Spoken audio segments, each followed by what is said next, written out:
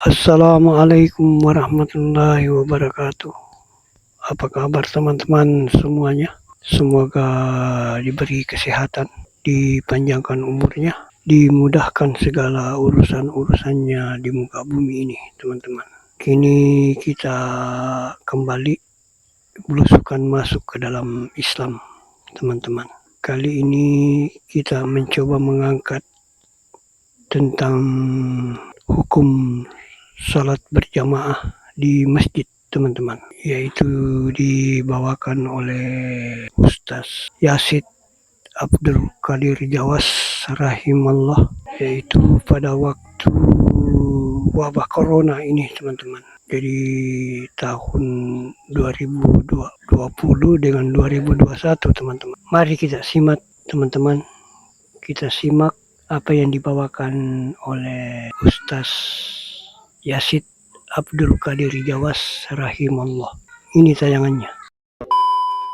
Assalamualaikum warahmatullahi wabarakatuh. Innal hamdalillah nahmaduhu wa nasta'inuhu wa nastaghfiruh wa na'udzu billahi min shururi anfusina wa min sayyiati a'malina. Man yahdihillahu fala mudilla lahu wa man yudlil fala hadiya lahu. Asyhadu an la ilaha illallah wahdahu la syarika lahu wa asyhadu anna Muhammadan abduhu wa rasuluh. Allahumma salli wa sallim wa barik ala nabiyina Muhammadin sallallahu alaihi wa ala alihi wasallam. Ayolah ikhwah, azakumullah, kepada kaum muslimin dan muslimat yang mudah-mudahan dirahmati oleh Allah Ta'ala. Dalam kesempatan ini saya akan membahas tentang kewajiban sholat berjamaah di masjid. Karena kalau kita lihat fenomena yang ada ketika kita mengalami musibah, bencana yang ada, wabah ini banyak sekali masjid yang sepi. Kita harus lihat, kita kembali kepada asal, kepada pokok, bahwasanya sholat berjamaah itu yang perintahkan sholat berjamaah Allah dalam Al-Quran. Yang kedua Rasulullah SAW. Yang ketiga para sahabat, dan kemudian dilaksanakan oleh semua para tabi'in, tabi'ut tabi'in. Makanya para imam berpendapat tentang sholat berjamaah itu hukumnya wajib. Kita perhatikan di sini, ya,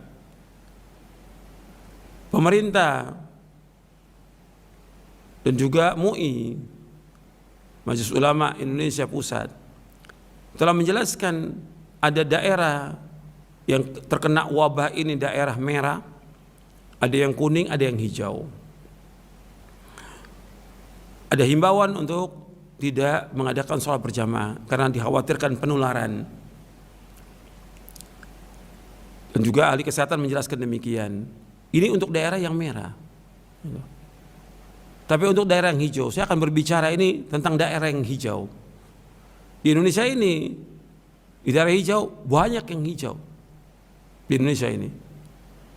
Dan pemerintah mengumumkan juga, umpamanya terjadi di daerah, umpamanya di satu kabupaten ada satu kecamatan yang terkena wabah, daerah merah. Bukan berarti kecamatan yang lain juga ikut kena, tidak. Umpamanya di satu kecamatan, satu desa itu kena, bukan berarti desa lain kena. Itu seperti itu yang dijelaskan oleh pemerintah. Daerah hijau itu banyak. Daerah hijau itu banyak. Ribuan perumahan yang tidak kena wabah ini. Ribuan perumahan. Nah, ketika ini sudah jelas bahwa itu daerah hijau, berarti daerah aman, maka tetap sebagai seorang muslim wajib untuk sholat berjamaah. Nah, ini salah memahami tentang himbauan pemerintah atau himbauan MUI atau yang lainnya dari Departemen Kesehatan dan lainnya. Ini kita harus perhatikan bahwa sholat ini perintah Allah, sholat perintah Rasulullah SAW, dan kita kondisinya aman. Daerah perumahan ini banyak, ribuan perumahan. Nah, ini terjadi sekarang ini banyak orang yang gak sholat, padahal itu aman. Daerah perumahan gak ada orang lain, perumahan itu digembok, gak boleh orang lain masuk, aman. Ada cuma berapa orang yang sholat berjamaah di kumandangkan azan, tapi yang lain nggak sholat. Nah, yang lain yang nggak sholat mengatakan, ini kan kita harus taat pada ulul amri. Ini ikut himbauan pemerintah. Ini nggak benar. Seperti ini. Ini alasan dicari-cari. Ini masalah berat loh, masalah hukum ini berat. Bukan masalah kecil. Masalah kaitan dengan iman, kaitan dengan kemunafikan, kaitan dengan hukuman Allah dan yang lainnya. Dengan tidak sholat. Kalau antum lihat, nggak pernah ada yang seperti ini terjadi dari zaman dahulu. Hatta dalam wabah. Antum lihat dalam wabah ketika terjadi di Syam, Abu Ubaidah ibn Jarrah terkena ta'un. Sebelum dia meninggal, dia berwasiat kepada Mu'adz bin Jabal radhiyallahu an untuk mengimami sholat. Ini daerah kena wabah. Disuruh Mu'adz bin Jabal untuk mengimami sholat.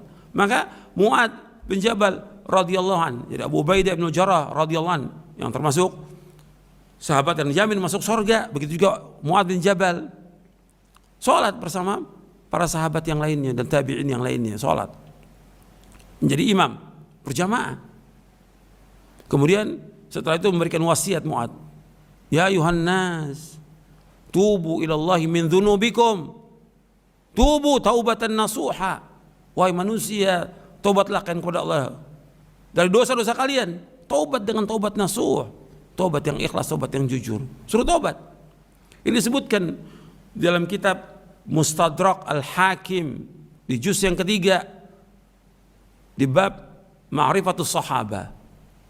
Dan juga dalam sejarah disebutkan, kemudian kitab-kitab tarikh yang seperti ini. Ini kondisi wabah.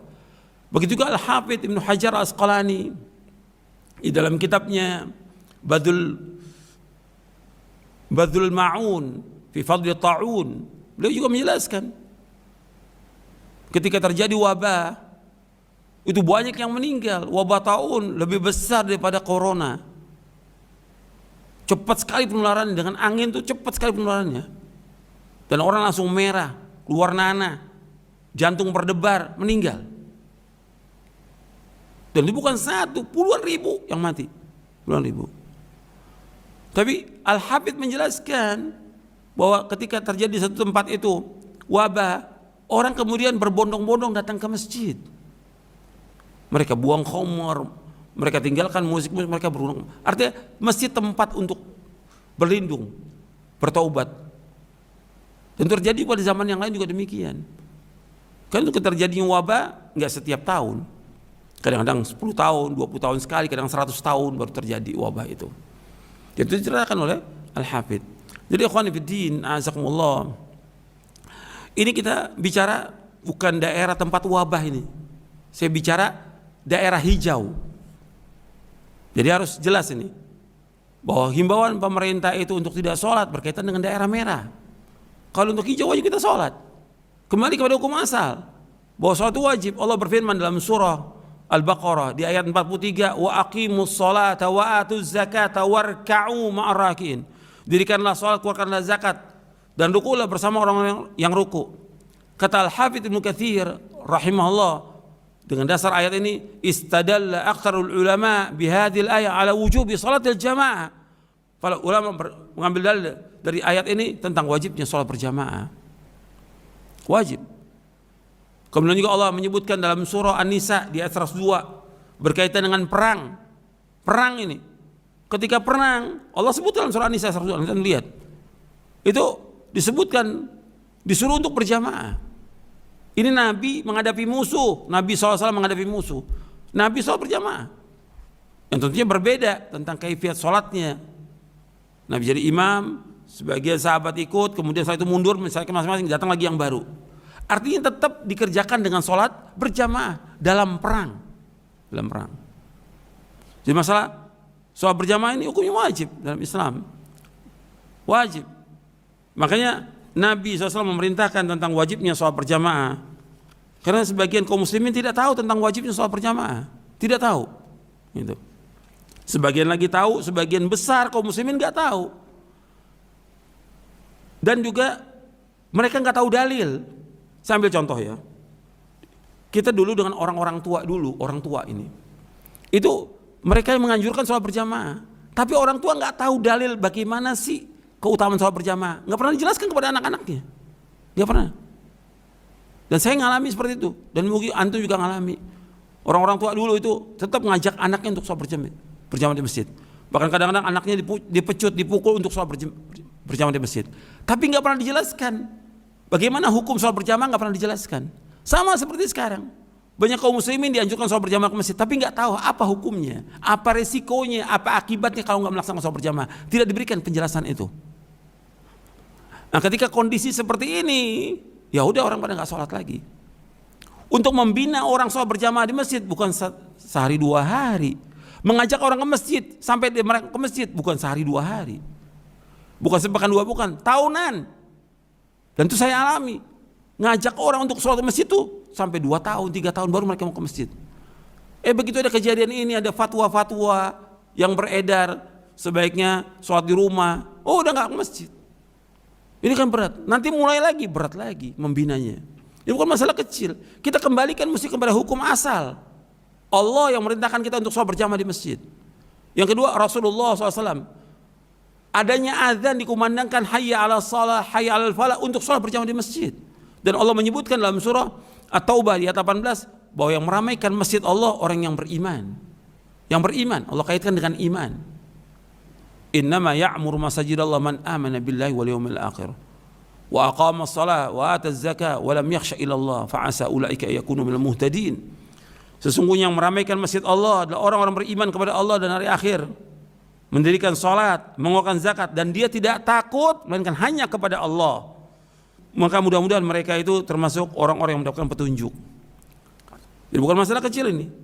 Ini Allah menyaksikan dengan iman bagi siapa? Bagi orang yang meramaikan masjid untuk sholat berjamaah. Masjid didirikan dan dibangun untuk sholat berjamaah, bukan untuk yang lain. Yang pokok itu, baru nanti ada tambahan untuk menuntut ilmu dan segala macam, tapi yang pokok untuk sholat berjamaah. Maka Nabi SAW bersabda, dan keutamaan sholat berjamaah banyak keutamaannya, puluhan. Saya kalau bacakan semuanya panjang ini keutamaan sholat berjamaah. Beda. Sekarang antum umpamanya sholat di rumah. Kan keutamaan sholat berjamaah kata Nabi, sholatul jamaati afdalu min sholatil fardhi bi 27 darajah. Sholat berjamaah itu lebih utama daripada sholat sendiri 27 derajat. 27. Hadis ini sahih riwayat Bukhari dan Muslim. Sekarang saya ambil contoh, kalau ada perusahaan ini ya memberikan gaji, kerjaannya sama. Satu perusahaan 1 juta, satu perusahaan 27 juta. Pilih yang mana? Pakai akal yang waras. 1 juta apa 27 juta? Orang milih gaji yang 27 juta kalau akalnya waras. Milih yang 27 juta.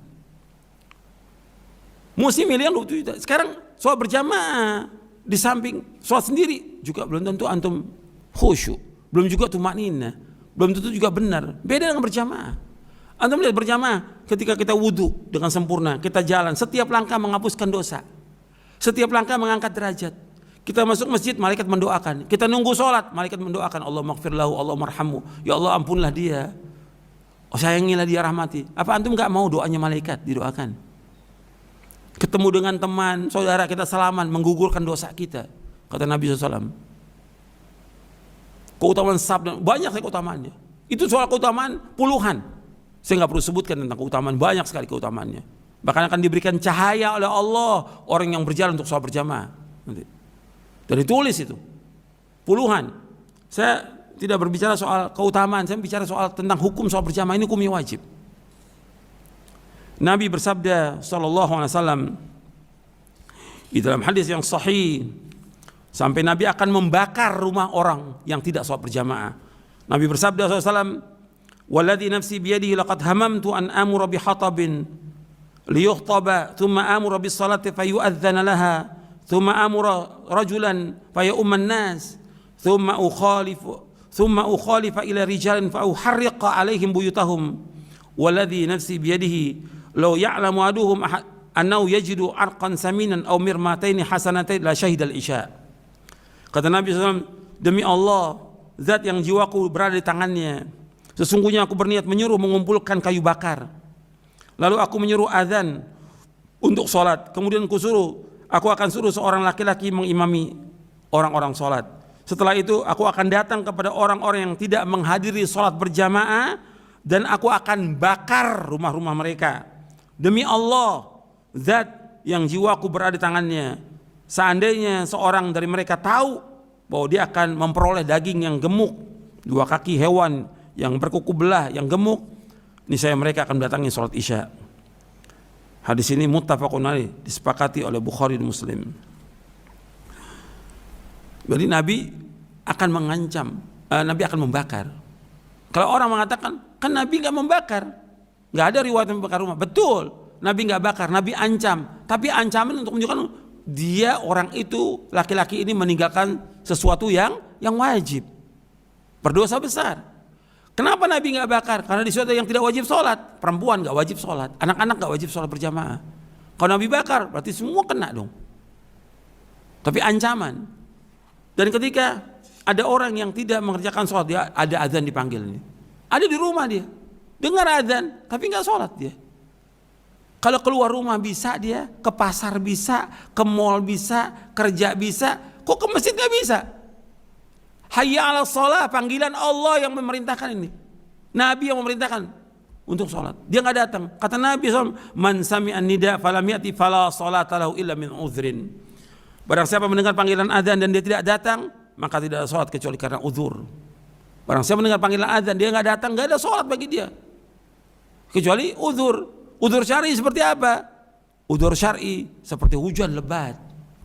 Uzur syar'i seperti dia sakit, nggak mampu dia untuk datang. Tapi antum ingat ya, bahwa Nabi SAW dalam keadaan sakit tetap Nabi datang. Di zaman sahabat ada orang yang dipapah untuk sholat tetap datang ke masjid.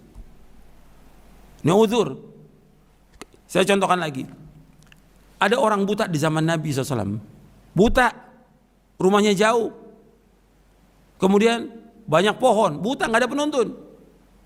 Ada binatang buas. Dia tanya, ya Rasulullah, apakah saya ada uzur untuk tidak sholat berjamaah? Awal Nabi katakan, iya ada uzur. Nggak lama Nabi panggil lagi. Hal sami'tan nida, kau dengar panggilan azan? Dengar Rasulullah. Kalau kamu dengar, fa'ajib, kamu datangi. Ini orang buta. Nabi suruh untuk sholat. Nggak ada uzur bagi dia. Apalagi orang melek. Ini hadis sahih dari Imam Abu Daud dan yang lainnya. Kalau orang buta aja suruh datang ke masjid, apalagi yang melek. Lah antum ini melek. Apa antum buta hati antum? Datang ke masjid, azan dipanggil untuk ke masjid, antum sholat berjamaah. Ini syiar agama Islam yang besar. Syiar agama Islam yang besar. Sedang Allah mengatakan, wa may yu'azzim sya'irallah fa inna min taqwal qulub. Barang siapa yang mengagungkan syiar agama Allah, maka dia orang yang bertakwa. Allah sebutkan dalam surah Al-Hajj. Azan, sholat berjamaah, syiar agama Islam besar.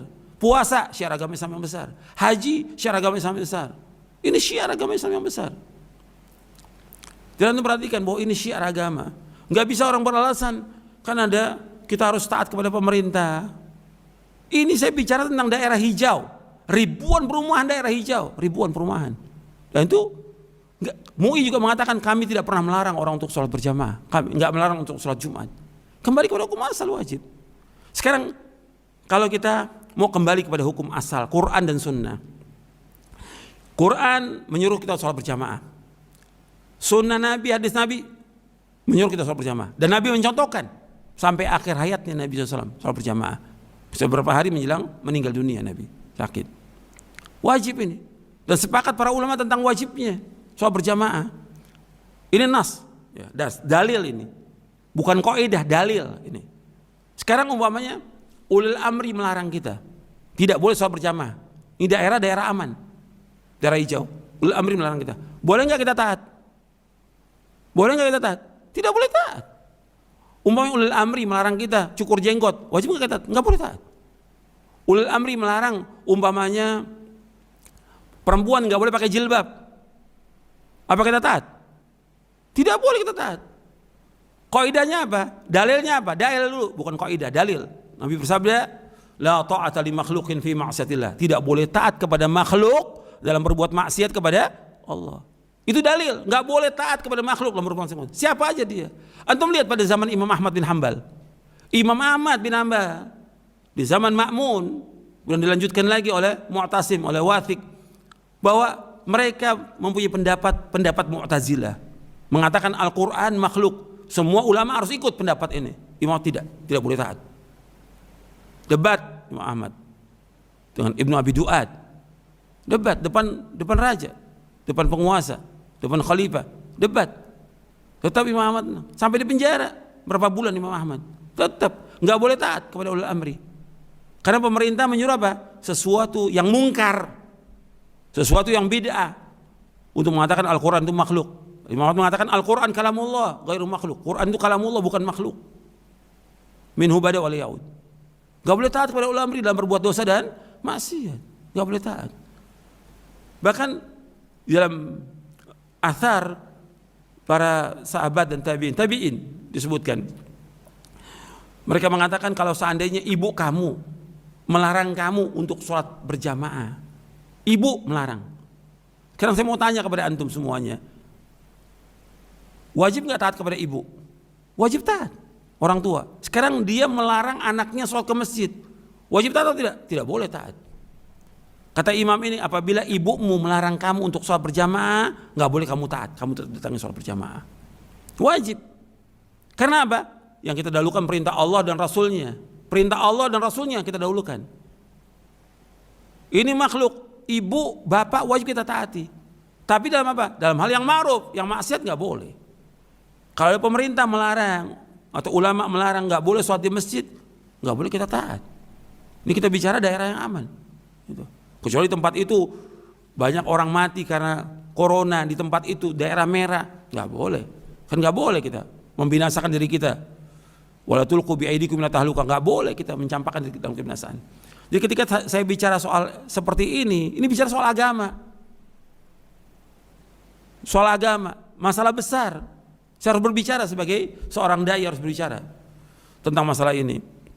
Jangan kemudian kita katakan dalam masalah ini kita harus taat pada ulil amri, kita ikut himbauan.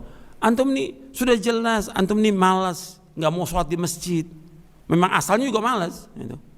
Tapi kan beralasan dengan perkataan ulil amri, ulama. Kalau kita mau teliti lagi dari perbuatan mereka, banyak yang mereka langgar dari perintah ulil amri, banyak. Saya nggak perlu sebut satu persatu. Tapi kalau giliran sholat kok ulil amri. Dan sekarang saya ajak berpikir lagi. Ini bagi yang waras ini, pakai akal yang waras. Sekarang kenapa yang jadi sasaran itu masjid? Kenapa? Seolah-olah tempat wabah itu corona penularannya di masjid.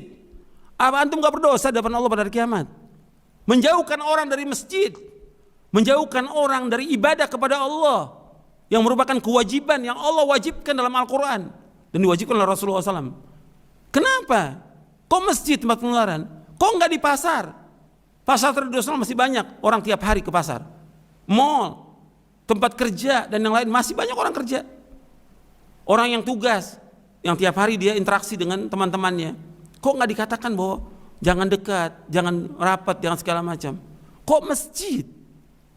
Sehingga banyak orang-orang yang tadinya ke masjid nggak ke masjid. Nggak ada sakit, nggak ada hujan, nggak ada uzur bagi dia. Dosa besar. Makanya disebutkan di dalam hadis Ibnu Mas'ud radhiyallahu an. Antum perhatikan, hati-hati. Karena ini mengajak orang untuk tidak sholat berjamaah di masjid bukan masalah kecil, masalah besar. Fatwa antum akan ditanya di hadapan Allah pada hari kiamat nanti. Fatwa antum akan ditanya oleh Allah. Ini kita setiap negara berbeda ya. Setiap negara berbeda. Punya kebijaksanaan masing-masing negara itu. Ini hanya imbauan. Nggak ada. MUI mengatakan kita nggak pernah melarang orang sholat di masjid berjamaah. Kembali kepada hukum asal wajibnya. Orang meninggalkan sholat berjamaah di masjid bukan masalah kecil, masalah kemunafikan, nifak. Saya bacakan hadisnya. Penjelasan Abdullah bin Mas'ud radhiyallahu an.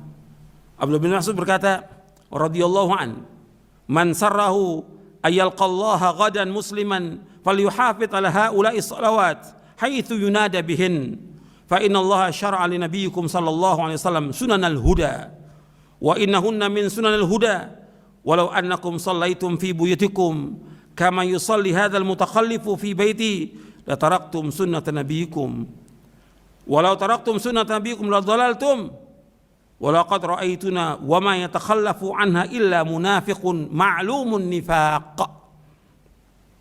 Kata Abdullah bin Mas'ud radhiyallahu an, barang siapa yang senang bertemu dengan Allah di hari kiamat kelak dalam keadaan muslim, hendaklah ia menjaga salat yang 5 waktu. Dimanapun diseru, ada dikumandangkan adzan di mana, datang dia ke masjid itu. Sungguh Allah telah mensyariatkan kepada Nabi kalian SAW sunnah-sunnah yang merupakan petunjuk. Salat 5 waktu termasuk sunnah-sunnah yang merupakan petunjuk. Seandainya kalian salat di rumah kalian sebagaimana orang yang tertinggal ini salat di rumahnya, yaitu dia tidak salat berjamaah di masjid, niscaya kalian akan meninggalkan sunnah Nabi sekalian SAW. Seandainya kalian meninggalkan sunnah-sunnah Nabi kalian, niscaya kalian akan sesat. Dan saya melihat pada zaman kami para sahabat, tidak ada orang yang meninggalkan sholat berjamaah kecuali orang yang munafik, kecuali orang munafik yang telah diketahui kemunafikannya. Hadis sahih diriwayatkan oleh Muslim. Athar ini sahih diriwayatkan oleh Muslim dalam Kitabul Masajid wa Mawadhi'is Shalah, bab salatul jamaah min sunanil huda, dan juga diriwayatkan oleh Imam Abu Daud dan Nasa'i. Antum perhatikan di sini. Ibnu Mas'ud radhiyallahu an, seorang sahabat yang mulia, dijamin dengan surga. Beliau mengatakan, walaqad ra'aituna wa may yatakhallafu 'anis salati illa munafiqun qad ulima nifaquhu. Dan saya tidak melihat pada zaman kami, zaman para sahabat radhiyallahu ajma'in, tidak ada yang meninggalkan salat berjamaah kecuali orang munafik yang telah diketahui kemunafikannya. Hadis sahih riwayat Muslim. Jadi orang yang meninggalkan salat berjamaah dikatakan oleh sahabat munafik. Bukan saya yang mengatakan, bukan ulama, sahabat yang mengatakan. Orang meninggalkan sholat berjamaah yang dia dengar azan di daerah aman, nggak ada ketakutan, nggak ada uzur, dia nggak sholat berjamaah, maka dia munafik. Jadi ini bukan masalah kecil, ikhwan fillah, azakumullah. Coba kita sadari bahwa ini kewajiban, ini syiar agama Islam yang besar. Kenapa kita harus takut? Alasan pemerintah sudah saya jawab tadi. Sekarang alasan takut, kenapa takut? Kalau antum tanya kepada dokter-dokter atau yang ahli, sebab kematian itu dengan corona paling 1%. Tapi sebab yang lain orang mati 99%. Kemungkinan orang mati karena banyak orang yang sembuh. Yang kena wabah ini sembuh banyak, ribuan yang sembuh. Tapi orang mati itu paling 1 sebab corona. Tapi 99 sebab yang lain. Kita sholat di rumah ini antum merasakan deh. Kenapa antum tidak sholat masjid? Antum takut mati. Masa orang beriman takut mati? Kalau mati merupakan satu kepastian. Satu kepastian. Di mana aja kita pasti mati. Hatta kita di istana yang besar. Allah menyebutkan dalam Al-Quran surah An-Nisa. Jadi mati itu akan menjumpai kalian meskipun kalian berada di istana-istana yang besar. Dan Allah juga menegur dalam surah Al-Jum'ah orang-orang yang lari dari kematian. Kematian pasti. Tapi kenapa harus takut? Kita orang beriman. Sekarang antum mati di pasar, di rumah, di jalan, dengan di masjid. Ya lebih bagus di masjid meninggal. Tentu kita nggak mengharapkan kita mati di masjid. Kalau memang udah ajal, nggak bisa ada yang tolak. Gitu. Tapi antum harus meyakini bahwa ini soal berjamaah kewajiban. Soal tawakal, kita baca doa-doa perlindungan, zikir perlindungan. Soal kematian kita serahkan pada Allah. Orang nggak akan mati kecuali kalau ajalnya sudah tiba, dan nggak akan menimpa kita bahaya kecuali apa yang Allah sudah tetapkan bagi kita. Apa yang Allah sudah tetapkan baru kita akan kena. Kalau nggak kena. Jadi harus kita yakini, kita sebagai orang beriman yakini. Ini penting dalam kita beragama, ini penting untuk kita pahami tentang masalah ini. Jadi antum perhatikan, kita ingin mati dalam keadaan husnul khatimah, dalam keadaan baik. Tapi laksanakan dulu kewajiban sholat ini. Fadilahnya besar, kita nggak terhalang, ini mahrum kita. Antum sholat di rumah, antum melanggar perintah Allah, melanggar perintah Rasulullah. Kemudian antum nggak ada uzur sholat di rumah. Kemudian juga dikatakan oleh Ibnu Mas'ud munafik. Kemudian juga antum nggak dapat pahala berjalan ke masjid, nggak dapat cahaya, nggak dapat doa malaikat. Antum bisa rasakan deh, sholat di rumah itu nggak mendapatkan ketenangan. Sekarang kita lihat ketika orang menganjurkan sholat di rumah, antum lihat ini yang orang Muslim yang nggak bisa baca Quran, 1 orang, 1000 orang, 100.000 atau jutaan. Gimana dia jadi imam berjamaah di rumah? Bagaimana jadi imam dia? Nggak bisa baca. Dan saya tahu banyak orang nggak bisa baca Quran. Gimana mau imami istrinya? Dia nggak bisa baca Quran. Suruh sholat tarawih di rumah. Betul, sholat tarawih boleh di rumah, nggak apa-apa. Baca Quran, lihat baca Quran. Baca Quran nggak bisa, gimana mau jadi imam? Antum perhatikan begini, yang terbaik kita tetap menganjurkan orang sholat berjamaah di masjid. Bukan kita menganjurkan orang untuk ke tempat kebinasaan, bukan, di masjid. Tempat yang suci, sebaik-baik tempat di muka bumi, masjid. Jalankan sholat berjamaah ini untuk kebaikan kita, kemaslahan kita. Dan mungkin dengan kita terus berjamaah dan kaum muslimin berdoa dalam sholatnya, di antara adzan qomat berdoa, Allah akan angkat wabah ini. Allah akan angkat wabah ini. Itu harus ingat itu. Bahwa kita akan banyaknya orang ibadah kepada Allah, itu akan mengurangi wabah. Karena di zaman dulu begitu, ada wabah orang ke masjid. Ada wabah orang ke masjid, berbondong-bondong ke masjid. Bertaubat kepada Allah, minta ampun, berdoa kepada Allah, Allah akan angkat wabah ini. Tapi di rumah, ketika antum sholat di rumah, antum bisa yakin gak dia sholat pada waktunya? Dan benar atau tidak sholatnya? Belum tentu sholat pada waktunya, karena di rumah kan, gak ada yang lihat. Mungkin zuhur dikerjakan pada waktu asar, mungkin asar menjelang maghrib dikerjakannya, mungkin sholatnya dengan cepat. Beda kalau berjamaah. Ini syiar Islam yang besar. Maka kesempatan ini saya ingin menyampaikan kepada seluruh kaum muslimin dan muslimat dan para dai, para ustadz. Ini saya sampaikan bahwa ini kebenaran dalil dari Quran Sunnah. Jangan dilawan dengan kaidah-kaidah fiqhiyah. Ini dalil yang memerintahkan Allah dalam Al-Quran, yang memerintahkan Nabi SAW. Dan Nabi akan bakar rumah orang-orang yang sholat berjamaah. Nabi bersabda SAW, "Walladzi nafsi biyadihi laqad hamamtu an amura bihatabin liyukhtaba thumma amura bis salati fayu'adzana laha thumma amura rajulan fayumman nas thumma ukhalifa ila rijalin fa uharriqa alaihim buyutahum walladzi nafsi biyadihi law ya'lamu aduhum annahu yajidu arqan saminan aw mirmataini hasanatain la syahidal isya." Hadis ini muttafaqun alaih, disepakati oleh Bukhari dan Muslim. Kata Nabi SAW, "Demi Allah, zat yang jiwaku berada di tangannya, sesungguhnya aku berniat menyuruh mengumpulkan kayu bakar. Lalu aku menyuruh azan untuk sholat. Kemudian aku akan suruh seorang laki-laki mengimami orang-orang sholat. Setelah itu aku akan datang kepada orang-orang yang tidak menghadiri sholat berjamaah dan aku akan bakar rumah-rumah mereka." Sekarang udah berapa bulan nih ditinggalkan? Dari mulai akhir Maret sampai sekarang ditinggalkan sholat berjamaah. Padahal ini daerah hijau. Perumahan-perumahan, ribuan perumahan daerah hijau. Ketika kita berbicara ini didengar oleh seluruh orang di Indonesia ini. Yang banyak daerah yang tidak terkena COVID ini. Paling berapa desa aja. Tapi kemudian dengan fatwa sholat di rumah, mereka akan jadikan dalil itu untuk sholat di rumah. Dan ini berbahaya untuk kita. Kita akan ditanya oleh Allah di hari kiamat tentang masalah ini. Yang saya bawakan dalil dari Quran dan Sunnah, penjelasan para ulama. Kamu lihat lagi tentang wabah, untuk bisa lihat bagaimana dulu para ulama menghadapi wabah ini. Nggak ada masjid yang ditutup. Ketika terjadi riwayat-riwayat atau sejarah menyebutkan seperti yang disebutkan oleh Al-Hafidh, yang disebutkan oleh Imam Az-Zahabi dalam kitabnya Syiar Al-Amin Nubala di juz yang ke-18, bahwa masjid ditutup. Antum lihat dong kisahnya di situ. Orang semua kelaparan, wabah, lapar mereka. Kalau udah lapar, jangankan untuk melangkah, bangun nggak bisa, lapar jatuh mereka. Bagaimana akan melangkah? Bagaimana akan ke masjid?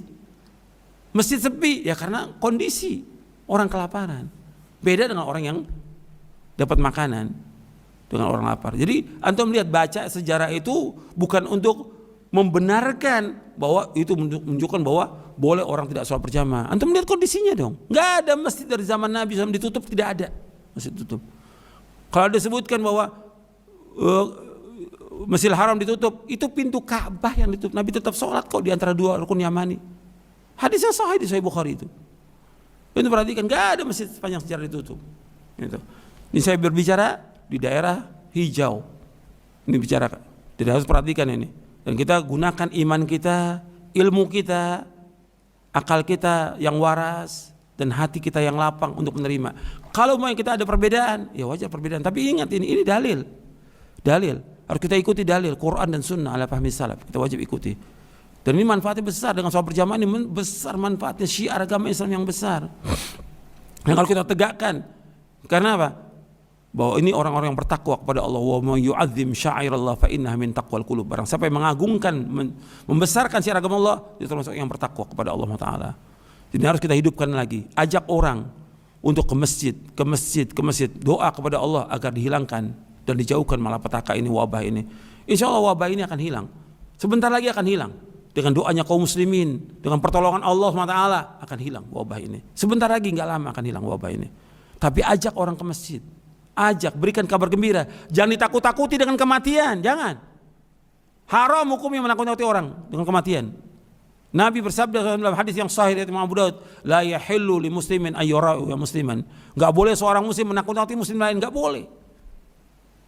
Takuti. Sekarang yang lancangnya orang ke masjid aman, enggak ada apa-apa, tenang. Yang di rumah kirim SMS, WA, nanti antum kena penyakit ini penyakit. Kok jadi begini? Berarti yang di rumah bukan tambah benar, tambah sakit jiwanya. Itu perhatikan ini. Dengan tidak sholat di masjid bukan tambah benar, tambah sakit jiwanya. Ini kenyataan, saya bicara kenyataan di masyarakat, saya bergaul dengan masyarakat. Menakut-nakuti kaum muslimin yang sholat berjamaah. Orang-orang yang gak sholat ini, yang gak ke masjid ini. Ini bala, ini musibah agama, lebih berat daripada musibah corona ini. Mudah-mudahan yang saya sampaikan bermanfaat untuk saya dan untuk sekalian. Dan mudah-mudahan kita dapat mengamalkannya. Dan disampaikan semua ini dengan dalil. Karena Allah, kalau kita ada berbeda, itu wajar ada perbedaan. Hatta para ulama terdahulu juga ada perbedaan. Tapi ini dalil, kita wajib tunduk pada dalil. Kita wajib taat pada Allah dan Rasulnya lebih daripada semuanya. Wassallallahu nabiyana Muhammadin sallallahu alaihi wasallam. Subhanakallah wa bihamdik asyhadu an la ilaha illa anta astaghfiruka wa atubu ilaik. Assalamualaikum warahmatullahi wabarakatuh. Itulah tadi ceramah yang dibawakan oleh Ustaz Yasid Abdul Qadir Jawas rahimallah.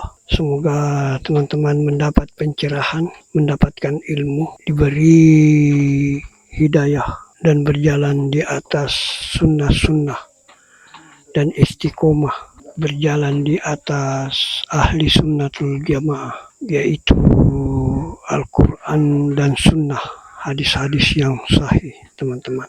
Jangan lupa teman-teman subscribe, like, komen, dan share. Semoga teman-teman diberi kesehatan dan jazakumullahu khairan katsirah. Barakallahu fikum. Subhanaka wa bihamdi la ilaha illa anta astaghfiruka wa atubu ilaik. Assalamualaikum warahmatullahi wabarakatuh.